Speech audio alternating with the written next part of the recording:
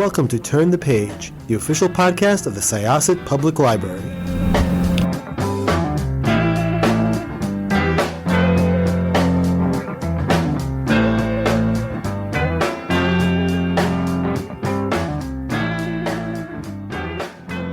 Hello, and welcome to another chapter of Turn the Page, the official podcast of Syosset Public Library. I'm Jenn, and I'm your co-host for today, and I'm here with the writer of a really fantastic new novel about one of my favorite places in the world. So could I ask you to introduce yourself and your book, please?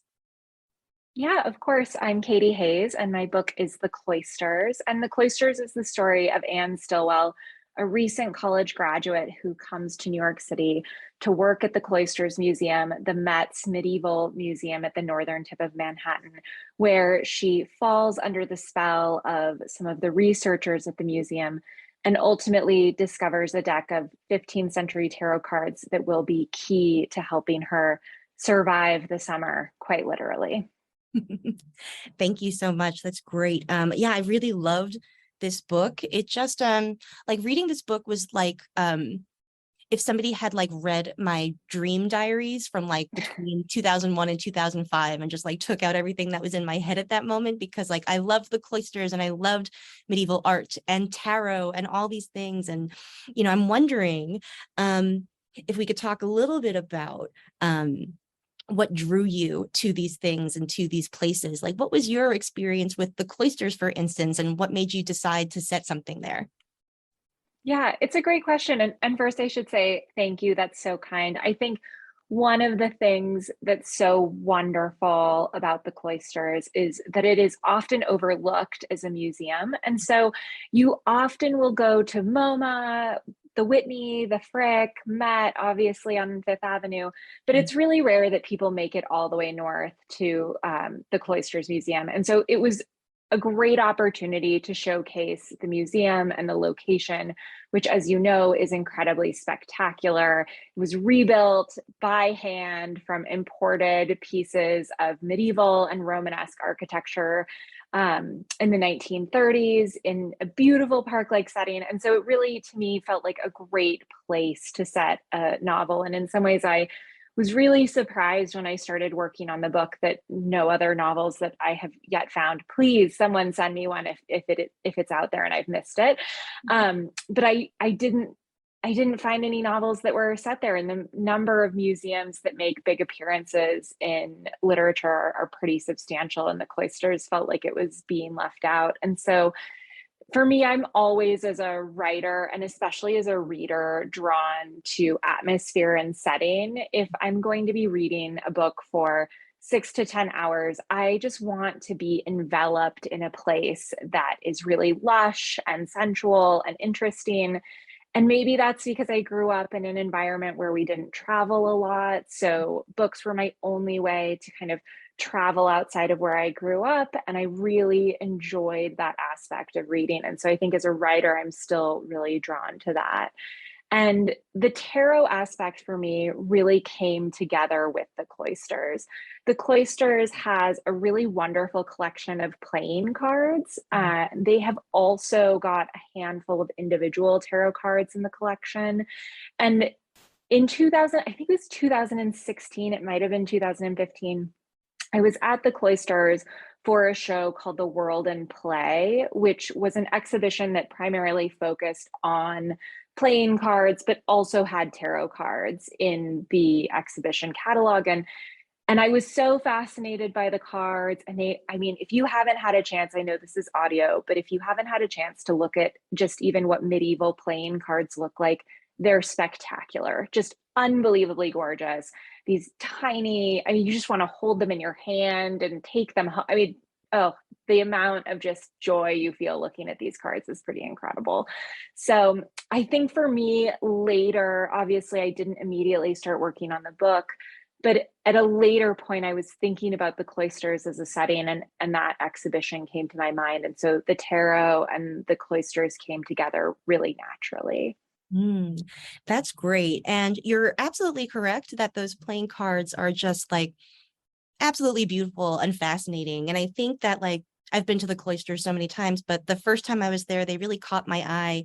And I think it's because like there's so much at the cloisters that is like, something that was like made to be put on an altar and then kept there and looked at from afar, but this was something that people like touched and passed around and shuffled, and that's just like, we don't have that many things like that survive from that period. And they're just kind of like this beautiful accident of history, that we even have them at all. I love that idea, thinking of them as an accident of history, because it's true. So few of them have made it into contemporary collections. And that's why, complete collections of either tarot cards or playing cards are super rare from the 15th century.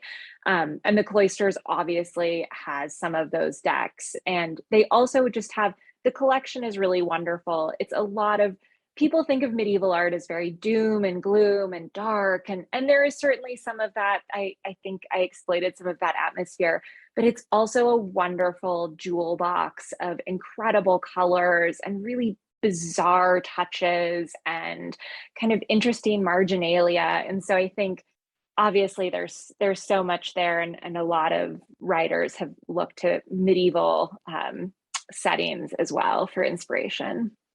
Absolutely. And I love the way that you depict the cloisters too, because, in my experience, or like my relationship with the cloisters has always been, it's this really amazing, like safe space. Like it's a magical place, it's so beautiful and I'm so relaxed there.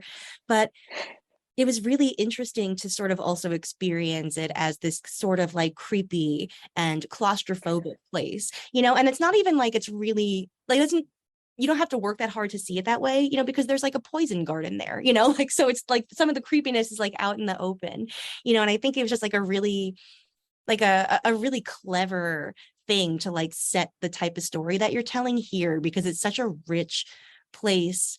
And, I know it's kind of cliche to say that the setting can be a character too, but like that is just so true here, Yeah. And, in some ways, I really want to apologize to all of the curatorial staff at the Cloisters for a couple of things.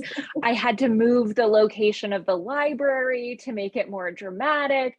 I mean, you have to kind of play up certain elements. I completely agree with you, Jenn. The Cloisters is a wonderful, relaxing place where you want to spend a beautiful summer afternoon. And so I feel in some ways terrible that Anne has the worst summer of her life at the Cloisters. But I also think it's the kind of environment that is really fun for people to spend some time in if you haven't had a chance to go there. And I also think in many ways, I felt a connection with Anne going to the Cloisters and wondering, is this what medieval buildings would look like in Europe? As I mentioned earlier, I really used books when I was younger as a way to travel. And so I think there's this wonderful sense about the Cloisters that it gives you an opportunity in one of the busiest cities in New York, in a place that's full of kind of huge skyscrapers and all this glass and all this concrete and all of these kind of overwhelming, imposing buildings, to have this incredible monastery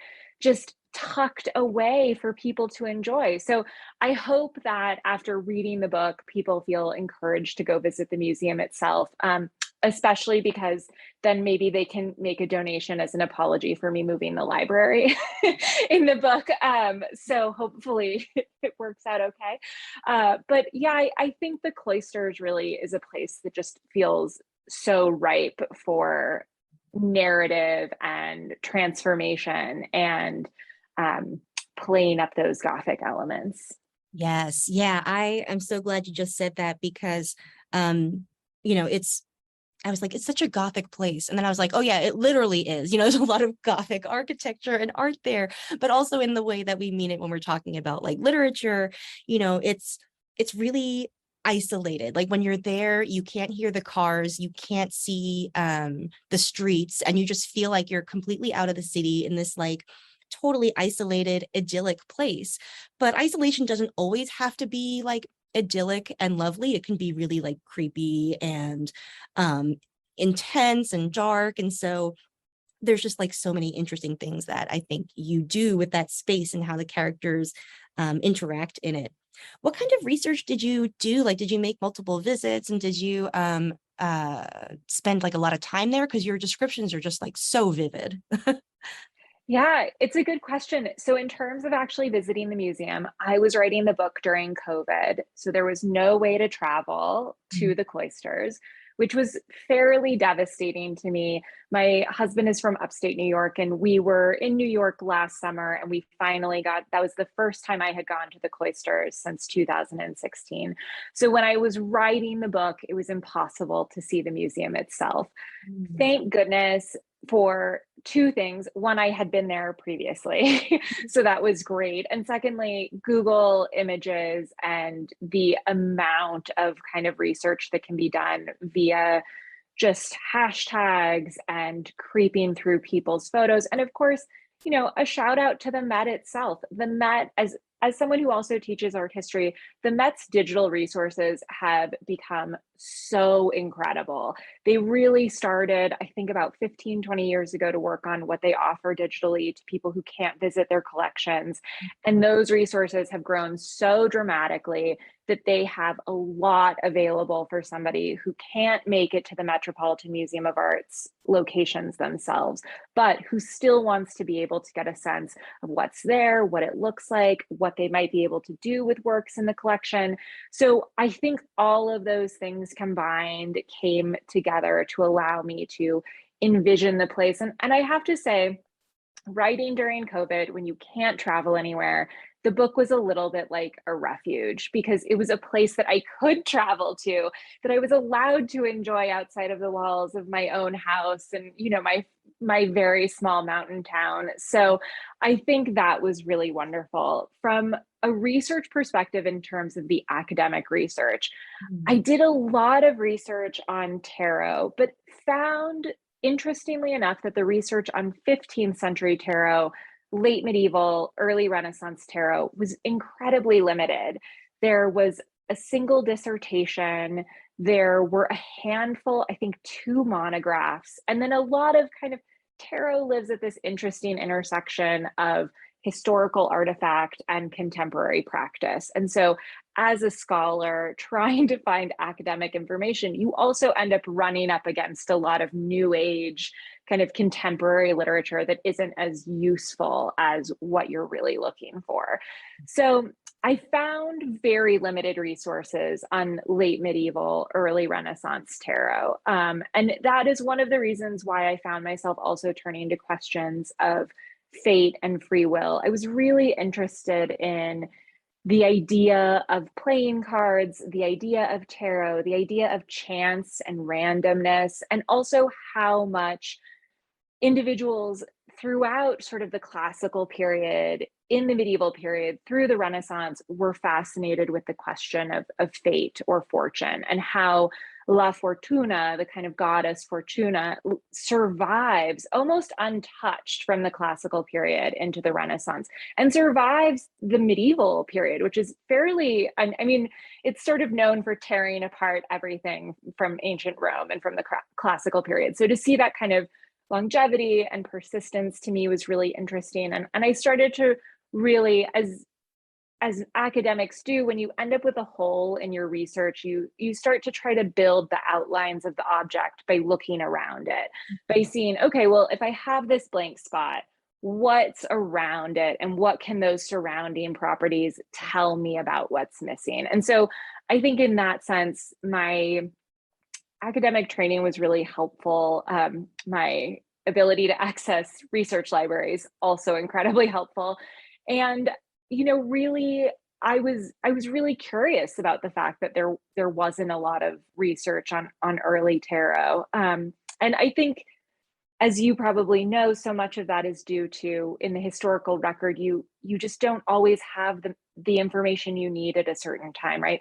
It's too old, nobody wrote it down, there aren't records, the object has been destroyed, the workshop didn't keep records, the artist never mentioned it in a letter, and as a result, you don't have the kind of research on the ground to really do the projects. And I think, as you mentioned, one of the things about playing cards that's really interesting and about tarot is that they survived. I mean, these are tiny pieces of vellum that survived in intact decks, which is crazy. I mean, you could think about when you play cards with your, partner or your children or your friends, and how often you look at a deck and you're missing, a 6 of spades. And these are complete 78 card decks that have existed since, the 15th century. It still blows me away that they managed to survive intact. Yeah, it's absolutely fascinating. And it makes total sense to me, because one of my questions that I had written before was like, I wanted to know how your academic history and your art history and teaching in particular may have shaped the writing of this. But I kind of already I saw a little bit as you were talking, because I think that's probably why your descriptions are so rich, because in art history, you have to get very good at describing things that people aren't necessarily seeing. And that's why I chose history and not art history, because I wasn't very good at that. But do you find that there were other ways in which your academic experience shaped the writing of this? Yeah, it's a great question. I know that the term often used to describe books like these today is dark academia. And I think it's a great catch-all for a kind of genre that encompasses everything from, campus novels to creepy, gothic, isolated locations. And from my perspective, I think one of the things that both readers and writers find so appealing about academia is the fact that it's a closed world. It operates with its own set of rules. It's a place that rewards things like obsession, cutthroat behavior, favoritism, cliquishness, all these things that we would love to think we've grown out of as adults.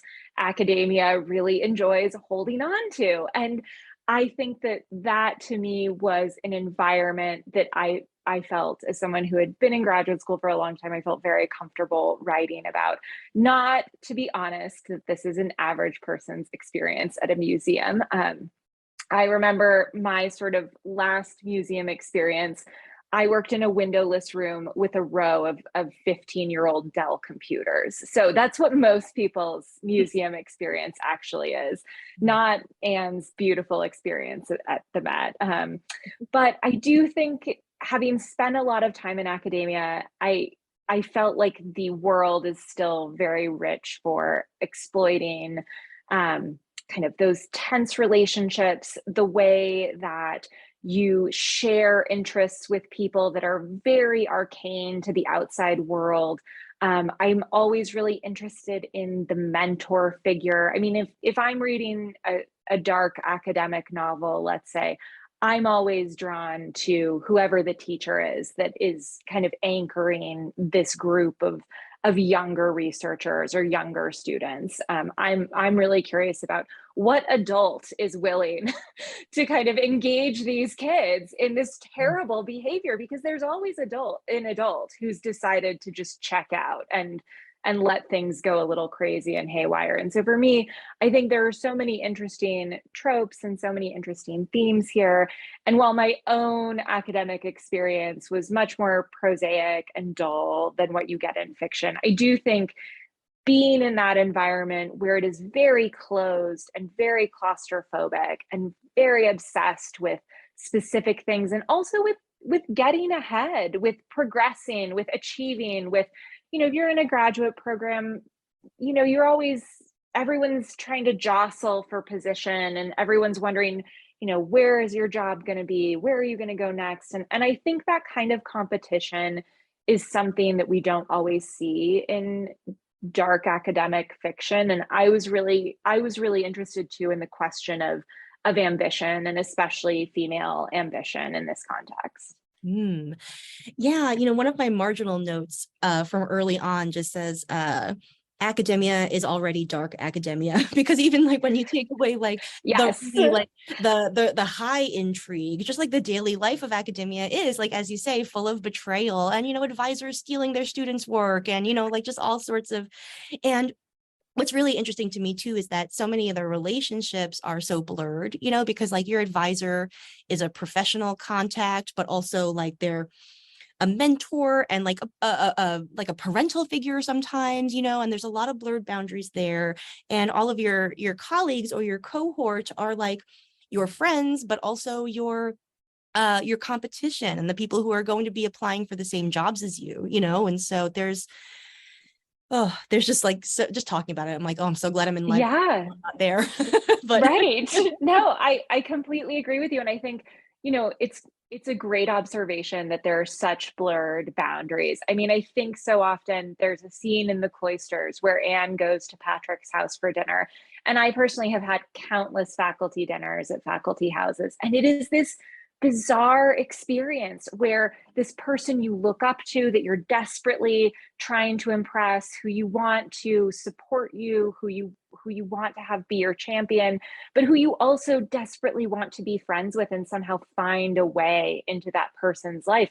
And it's a really bizarre confluence of, personal ambition and professional obsessions, and also some weird, creepy, just general stalkery vibes. I mean, a lot of these faculty, you've been reading their work for 10 years, 5 years. And when you finally get to meet them, the feeling of being starstruck is really overwhelming. And, I think that that's something you're totally right. Dark academia is already dark academia. I think, sometimes I don't love the category term. But yeah, that's probably why I don't always love it, because academics know it's redundant. yeah. Yeah. And another thing too, I think, is that a criticism that's often lobbed at dark academia is that it does tend to portray this very like we use ivory tower for a reason, this very high class, very socially stratified, exclusive world. And that's why I think Anne is such a great character in so many ways, because she's not of this world. She and there's a lot of I had a very similar grad school experience. Like, I was not from a rich family. I was raised by a single mother who worked retail, and I just was so conscious the whole time of how much more comfortable everybody else was around me, and how that can really also help your career, because especially as a medievalist, like, you can really get ahead, like if you learn Latin and Greek and stuff when you're in high school. And like that wasn't an option for me, like at public school number whatever, like out here. So I'm wondering, like, also if you could talk a little bit about like how you chose Anne as a protagonist and a point of view on this world. Yeah, it's a great question. I should also say, I'm a big fan of Whitman in Washington State, the town, of Walla Walla, the town in Washington where Whitman is based. And I have had friends who went to Whitman. And so I should say that I don't want people to think that I'm down on Whitman or Walla Walla, both of which are lovely places.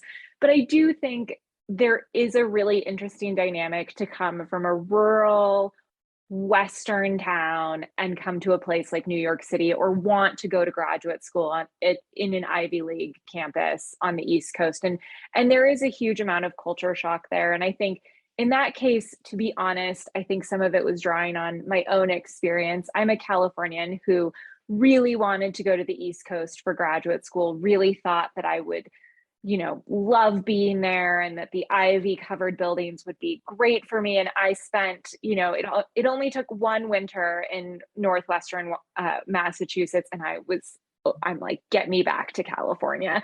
I cannot survive this. I mean, any solution is better than staying in East Coast winters. I do not know how you guys do it. You are the strongest people.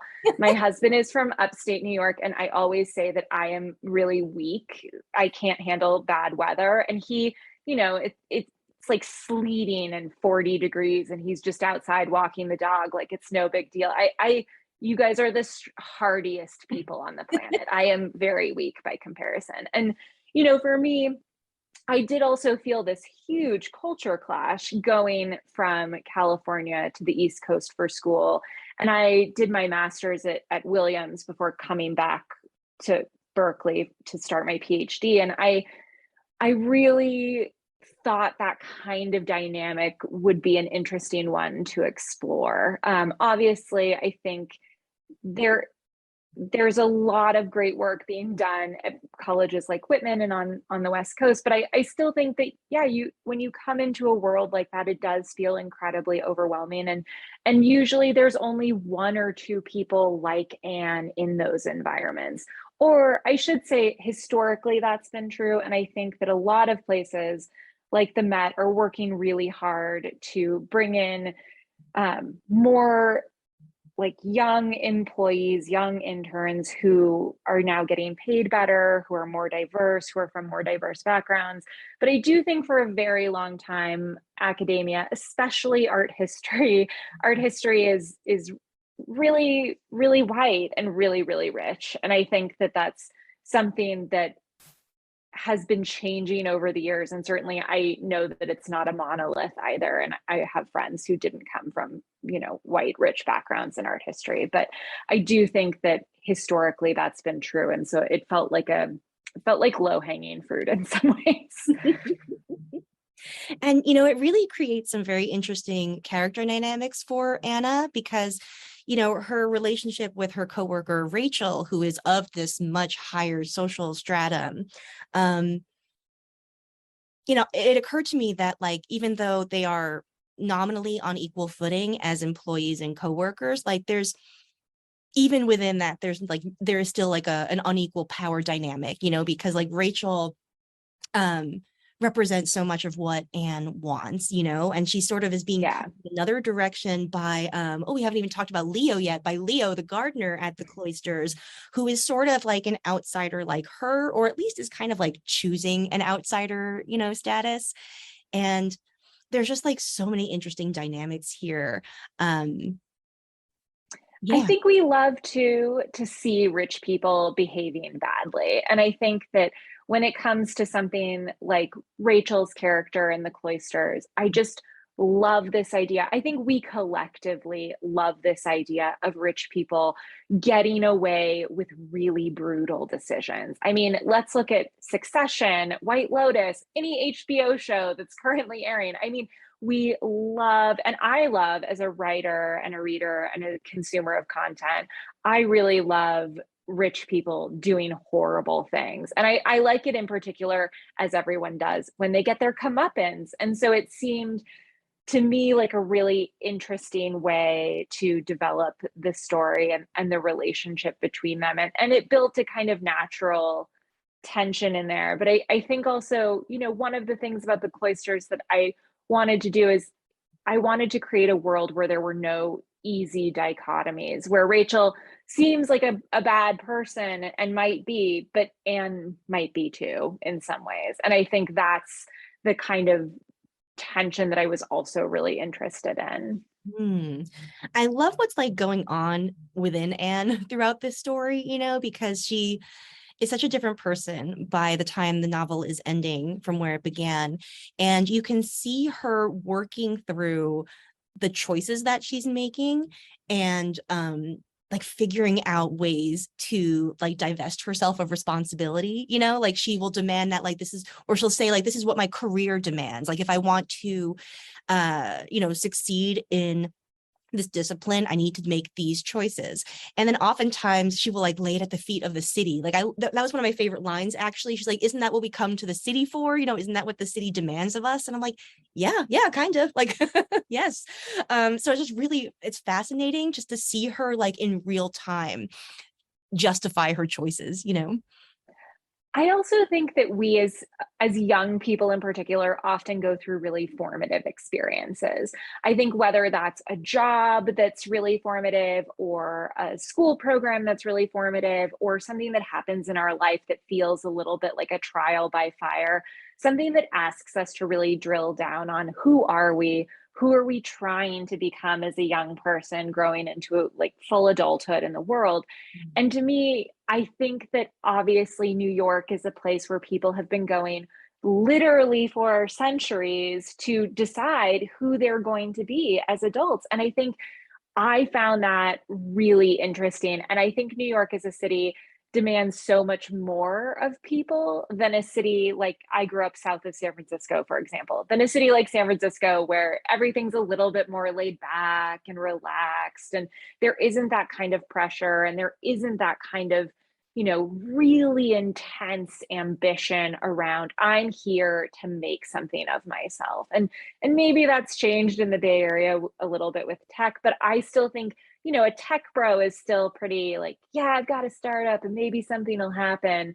And I think in New York, it's much fiercer than that. So I was really interested in also, the way these atmospheres, the city of Manhattan, the world of the cloisters, even the world of Walla Walla, how these atmospheres work on us to change us as people. That is absolutely lovely, and it's such a beautiful note to wrap things up on. But before we do, I was wondering if there was anything that you could say about what you're working on now, or what is next for you. That's a great question. I should be working on it more. No, I'm currently working on a novel set on the island of Capri off the coast of Italy. And it's centered around the death of a woman 30 years before, and her daughter, who goes back to the island 30 years later, and the same thing happens. Another person dies. And it's also wrapped into the idea of there's sort of a famous necklace in Greek tragedy called Harmonia's necklace, and it was given by Hephaestus to the daughter of Aphrodite and Ares. She had an extramarital affair with her brother, as one does when you're a Greek god, right? And so she has a child from this union, Harmonia, and Hephaestus, Aphrodite's cuckolded husband, makes this necklace for her that basically curses the entire house of Thebes and ruins their lives. And so it's also this kind of, it's centered on the idea of mythology and objects that we mythologize, and how that can be really damaging. I think as a writer, I'm really interested in the question of what are we capable of believing? And I think tarot is really an interesting place to excavate that. And I think in this next book, I think I'm always working through that question of what are we capable of believing, and how far can we stretch our imaginations and our credulity? That is such a great question to sort of to ask through multiple projects. And I am so excited to hear about this next novel. And I hope that, you'll consider coming back to talk to us about that when that comes out. Yeah, thank you so much, Jen. It's been a pleasure. Thank you. Okay, listeners, The Cloisters, as of the airing of this episode, will be available at a bookstore or library near you. This has been Jenn in conversation with Katy Hays, and it is time to close this chapter. It's time to close this chapter of Turn the Page. Join us for the next episode.